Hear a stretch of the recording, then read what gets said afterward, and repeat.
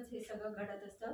पूर्णतः काल्पनिक काहीही नसतं. समाजातला हा एक जो घटक आहे, जो आपल्याला सतत मनुष्य नावाचा हा जो घटक आहे, प्राणी आहे, तो सतत तुम्हाला उद्युक्त करत असतो. त्याच्या प्रत्येकाच्या आयुष्यात काहीतरी वेगळं असतं आणि ते जे वेगळेपण असतं, तर ते वेगळेपण तुम्हाला कथा लिहायला भाग करतं.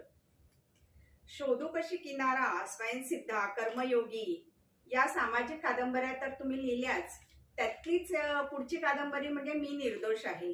पण ही अगदीच वेगळी गुन्हेगारी पार्श्वभूमीवर आधारलेली अशी कादंबरी आहे. तर हा असा वेगळा विषय तुम्हाला कसा आणि कुठून सुचला?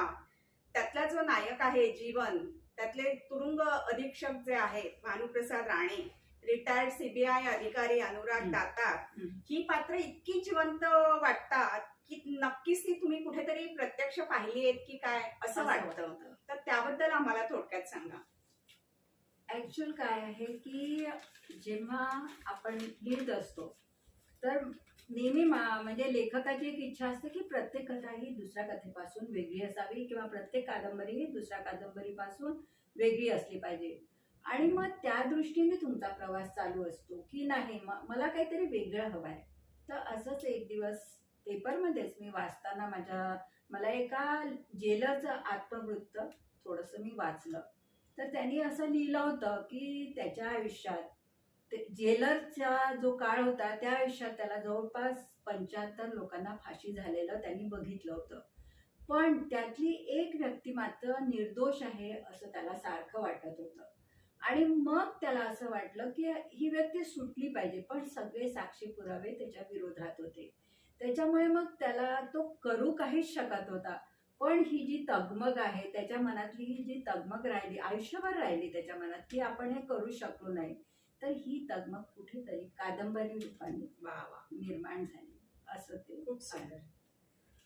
तुमच्या आताच उल्लेख झाला की तेथे कर माझे जुळती या कादंबरीला तुमचा पुरस्कार मिळाला. तर ही कादंबरी नेमकी कोणत्या विषयावर आधारित आहे किंवा ते कथानक काय आहे त्याबद्दल थोडक्यात सांगा. तो पुरस्कार कशासाठी मिळाला? ती पण ऍक्च्युअल अतिशय वेगळी कादंबरी आहे की म्हणजे त्या कादंबरीचं भरपूर कौतुक झालेलं आहे. खूप लोकांचे मला फोन आले की अतिशय सुंदर लिहिली आहे, एक वेगळा विषय घेतलेली आहे.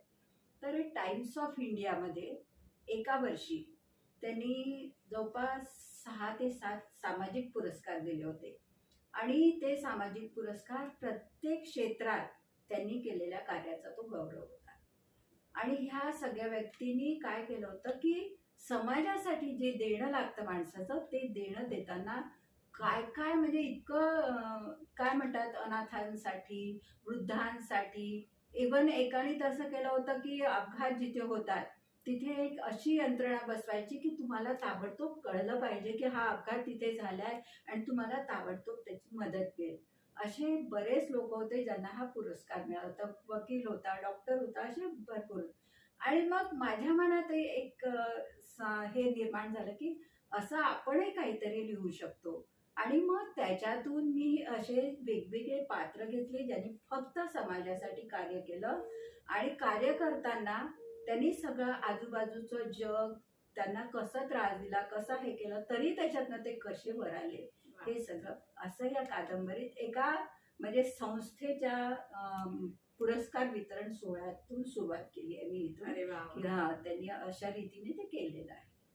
खूप छान, वेगळा विषय, नक्कीच वाचली पाहिजे सगळ्यांनीच. समुद्रगुप्त, सम्राट समुद्रगुप्त या कादंबरीनंतर तुम्ही पहिले पेशवे बाळाजी बाजीराव यांच्यावरही तुमची कादंबरी आली आहे एक सध्या. आणि तुम्ही सध्या कान्होजी आंग्रे या शिवाजी महाराजांच्या एका महत्वाच्या सरदारांवर कादंबरी लिहिताय. बरोबर. तर त्या दोन्ही कादंबऱ्यांबद्दल आम्हाला थोडक्यात सांगा.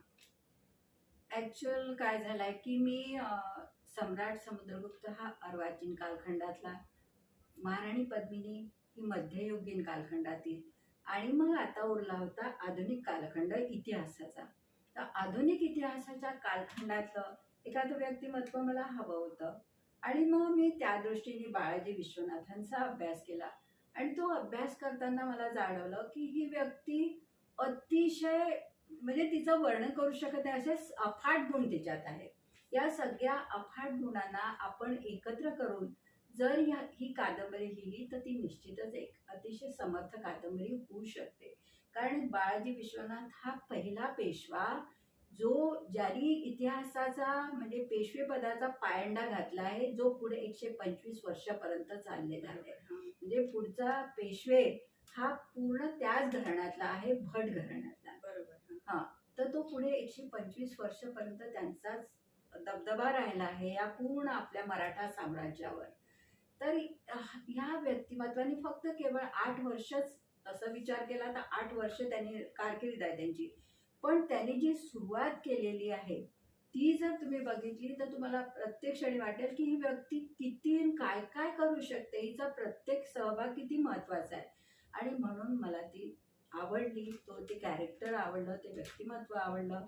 आणि म्हणून मग मी ठरवलं की नाही, मला ह्या व्यक्तीवरच लिहायचंय. खरं तर कठीण होतं लिहिणं, कारण की खूप सारे पैलू आहेत त्यांच्या, याला भरपूर पैलू आहेत आणि ते तेवढं आपण करणं जरा आवाका मोठा आहे. परत इतिहासाचे आजूबाजूचे मोठमोठे लेखक आपल्या आजूबाजूला आहेत. या सगळ्यांच्या मध्ये राहून आपल्याला काहीतरी असं करायचं आहे की जे त्यांच्या बरोबरीने कुठेतरी येऊ शकेल.